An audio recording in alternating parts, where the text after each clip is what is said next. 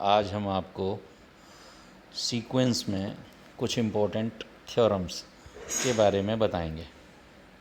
पहली थ्योरम है प्रत्येक अभिसारी अनुक्रम परिबद्ध होती है, अर्थात every convergent sequence is bounded. माना एक्स एन एक अभिसारी अनुक्रम है, इसलिए इसकी लिमिट होगी और लिमिट इसकी फाइनाइट होगी। मान लिया limit n tending towards infinity x n is equals to xi है। तो n के कुछ मानों के लिए जो इसका n0 होता है, हम परिभाषानुसार ये कहते हैं कि xn belongs to xi minus epsilon to xi plus epsilon for every n is greater than और इक्वल्स टू n0। इसी बात को एब्सोल्यूट में लिख सकते हैं कि absolute value of xn minus xi is less than epsilon for every n is greater than n0। यानी यहाँ से ये बात निकल के आई कि इस अनुक्रम की लिमिट xn बराबर ज़ाई अथवा अनुक्रम xn ज़ाई को अभिसृत होता है, यानी उसकी ओर अग्रसर होता है। एक दूसरी थ्योरम जो इम्पोर्टेंट है कि एक दिष्ट वर्धमान अनुक्रम के अभिसरण के लिए आवश्यक एवं पर्याप्त शर्त है कि अनुक्रम परिबद्ध हो तथा इस अवस्था में लिमिट xn बराबर सुप्रीमम ऑफ xn के, यानी कि अनुक्रम की लिमिट xn जो उसके सुप्रीमम के बराबर हो। इसे इंग्लिश में हम कह सकते हैं the necessary and sufficient condition for a monotonically increasing sequence to be convergent is that it is bounded and in that case limit xn is equals to supremum xn। इस थ्योरम को हमें दोनों तरफ से प्रूव करना पड़ेगा। हम एक बार यह मान के चलेंगे कि हमारा जो सीक्वेंस है वो एक दिष्ट वर्धमान है और अभिसारी है, ठीक है। तब हम उसकी सिद्ध करेंगे कि उसकी लिमिट जो होगी वो उसके सुप्रीमम के बराबर होगी। दोबारा में उसकी लिमिट को सुप्रीमम मान के चलेंगे तो हम ये सिद्ध करेंगे कि हमारा जो अनुक्रम है वो एक दिष्ट वर्धमान है और अभिसारी है। xn एक दिष्ट और वर्धमान अभिसारी अनुक्रम मान के चल रहे हैं तो xn एक परिबद्ध अनुक्रम है, क्योंकि प्रत्येक एक दिष्ट वर्धमान और अभिसारी अनुक्रम परिबद्ध होता है, इसलिए इसकी लिमिट ज़रूर अस्तित्व में होगी। इसलिए limit n tending towards infinity xn बराबर ज़ाई। अब इस लिमिट की परिभाषा को खोल दीजिए तो सभी एप्सिलॉन लेस देन 0 के लिए there exist an n0 such that absolute value of xn minus xi is less than epsilon for every n is greater than n0। यहाँ से आपने इस xn को ये बताया कि ये xi माइनस एप्सिलॉन से बड़ा है और xi प्लस एप्सिलॉन से छोटा है प्रत्येक n is greater than n0 के लिए। ये n0 डिपेंडिंग अपॉन एप्सिलॉन प्राकृतिक संख्या होती है। चूँकि xn एक दिष्ट वर्धमान अनुक्रम है, अतः प्रत्येक एप्सिलॉन के लिए इसका प्रत्येक पद जो होगा, चाहे वो xn 0 हो, वो xn से छोटा है प्रत्येक n is greater than n0 के लिए, यानी कि xn is less than xi plus epsilon for every n is greater than n0।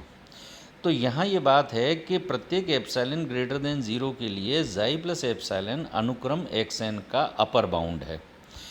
ज़ाई minus epsilon अनुक्रम xn का ये अपर बाउंड नहीं हो सकता है।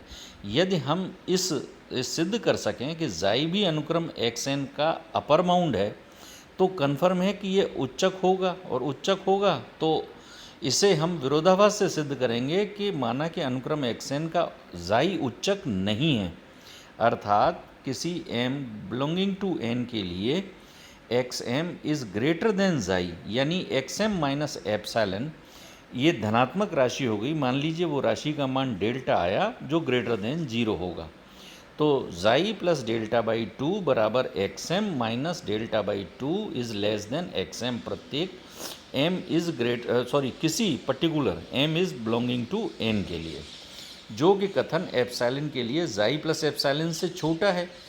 तो xn का उपरिबंध हो ही नहीं सकता, ये हमारी पूर्व मान्यता के विरोध में है। इसलिए ज़ाई जो होगा सुप्रीमम xn के बराबर ही होगा, यानी लिमिट ऑफ xn बराबर सुप्रीमम ऑफ xn। अब विरोधाभास में मान के चलें, माना कि xn एक दिष्ट वर्धमान परिबद्ध अनुक्रम है तो हमें प्रदर्शित करना है कि यह एक अभिसारी अनुक्रम है, यानी इसकी लिमिट फाइनाइट है। xn एक दिष्ट वर्धमान परिबद्ध अनुक्रम है, अतः यह ऊपर से भी परिबद्ध होगा। चूँकि अनुक्रम xn वास्तविक संख्याओं के समुच्चय r का उपसमुच्चय है जो कि ऊपर से परिबद्ध है, तथा r एक पूर्ण क्रम क्षेत्र है, अतः xn का उच्चक विद्यमान होगा। मान लीजिए इसका उच्चक एल्फा है। तो एल्फ़ा को हम कह सकते हैं alpha is equals to supremum of x n, प्रत्येक x n is less than और इक्वल्स टू एल्फ़ा होगा। अब हमें सिद्ध करना है कि एक्स एन की जो लिमिट है वो एल्फ़ा के बराबर आएगी। चूँकि एल्फ़ा एक्स एन का न्यूनतम ऊपरी परिबंध है, अतः एप्सिलॉन ग्रेटर देन 0 के लिए एप्सिलॉन एल्फ़ा माइनस एप्सिलॉन अनुक्रम का उपरिबंध नहीं हो सकता, यानी एक्स एन छोटा नहीं हो सकता एल्फ़ा माइनस एप्सिलॉन से। ठीक है, इसलिए एक प्राकृतिक संख्या n0 बिलोंगिंग टू n का अस्तित्व इस प्रकार से अवश्य होगा कि xn0 is greater then epsilon जाई माइनस एप्सिलॉन। चूँकि xn एक दिष्ट वर्धमान है, इंक्रीजिंग सीक्वेंस है, अतः प्रत्येक n is greater than n0 के लिए xn इज़ ग्रेटर देन और इक्वल्स टू xn0 होगा। इसलिए xn0 एल्फ़ा माइनस एप्सिलॉन से बड़ा होगा और xn से छोटा होगा, और एल्फ़ा से भी छोटा है xn। इसलिए इन दोनों चीज़ों को अगर हम मिला दें तो एल्फ़ा माइनस एप्सिलॉन से बड़ा है xn और छोटा है एल्फ़ा प्लस एप्सिलॉन से, यानी कि xn lies between alpha minus epsilon to alpha plus epsilon, यानी absolute value of xn minus alpha is less than epsilon. यानी यही लिमिट की परिभाषा है प्रत्येक n is greater than n0 के लिए। Limit n tending towards infinity xn is equals to alpha. xn इसकी जो इसके सुप्रीम। अब हम आपको लिमिट्स का सीक्वेंस में जो लिमिट की परिभाषा बताई है उसके आधार पर हम आपको ये बताएंगे कि यदि दो अभिसारी अनुक्रम हैं, एक xn और दूसरा yn, तो योग फलन जो है xn प्लस yn जो सीक्वेंस बनता है उसकी लिमिट भी उनकी सीमाओं का योग हो जाता है, अंतर उनकी सीमाओं के अंतर के बराबर हो जाता है, प्रोडक्ट की लिमिट उन दोनों लिमिट के प्रोडक्ट के बराबर होती है, तथा दोनों अनुक्रम के लिमिट का भागफल का अनुक्रम की लिमिट निकालेंगे तो वो लिमिट्स के फल के बराबर होती है। इस पार्ट को करने के लिए आपको लिमिट की डेफिनेशन लिखनी है हर पार्ट में। Limit n tending to infinity xn बराबर जाई, इसका मतलब किसी एप्सिलॉन ग्रेटर देन 0 के लिए एक संख्या n1 इस तरह से अस्तित्व में होगी, natural number belonging to capital N, ताकि xn minus xi is less than epsilon by 2 for every n is greater than n1। y की लिमिट ईटा मान ली, तो इसकी डेफिनेशन के लिए कि yn minus eta is less than epsilon by 2 for every n is greater than n2 के लिए। अब आप n0 इन दोनों में से जो भी राशि बड़ी है n1 और n2 में से वो मान लिया। तो अब हम क्या कर रहे हैं कि xn minus xi is less than epsilon by 2, yn minus eta less than epsilon by 2। अब हमें योग फलन की सीमा को सिद्ध करना है कि xn प्लस yn की लिमिट जाई n प्लस ईटा है, तो दोनों का एब्सोल्यूट वैल्यू ले ली, इसे a plus b is less than और equals to absolute a plus absolute b कर दिया। दोनों चीज़ें एप्सिलॉन बाई 2 से छोटी हैं, यानी लेस देन एप्सिलॉन हो गई।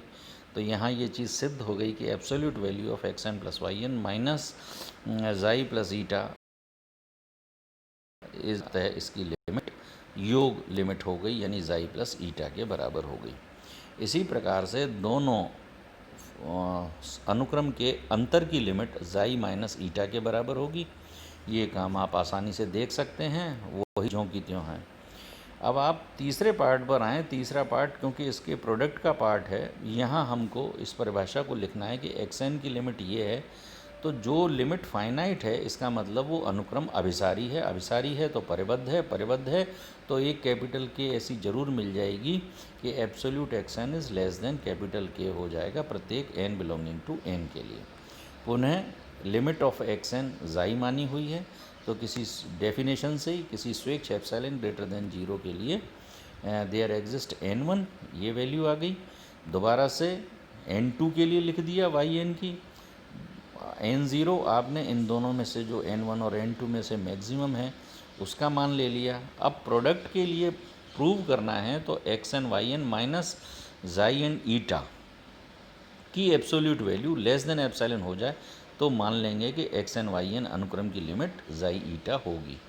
कोई बात नहीं, तो इसी वैल्यू में आप क्या करें कि xn yn में माइनस के ईटा xn घटा दें और वही जोड़ दें और माइनस तोड़ करके लेस देन और इक्वल टू ले आएँ। उससे बड़ी राशि के लिए एप्सिलॉन लिख देंगे इसको। तो तो यहाँ जो राइट हैंड साइड में वैल्यू आ गई वो कैपिटल के plus absolute eta into epsilon हो गई। इस एप्सिलॉन का मान मैंने कहा था ना n0 डिपेंडिंग अपॉन एप्सिलॉन, तो यहाँ इस एप्सिलॉन डैश लिख देते हैं हम इस चीज़ को, जहाँ पर कि एप्सिलॉन डैश का मान एप्सिलॉन अपॉन के टाइम्स के प्लस एब्सोल्यूट ईटा के बराबर है। तो ये चीज़ पूरी जो है वो लेस देन एप्सिलॉन डैश हो जाएगी, यानी कि ये x absolute value of x n y n minus epsilon eta is less than epsilon dash हो जाएगा। ठीक है, तो इसको हम कह देंगे कि इसकी लिमिट ये हो गई, एक्स एन वाई एन अभिसारी है और इसकी लिमिट क्या हो जाएगी, ज़ाई इंटू ईटा के बराबर। इसी तरह से भागफल की है।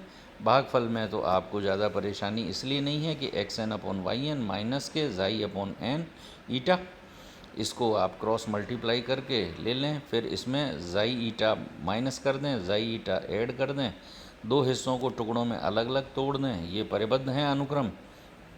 इन वैल्यूज़ को सब्स्टिट्यूट करके राइट हैंड साइड की जो वैल्यू आती है, राइट हैंड साइड की वैल्यू को नया एप्सिलॉन डैश के रूप में ले आते हैं।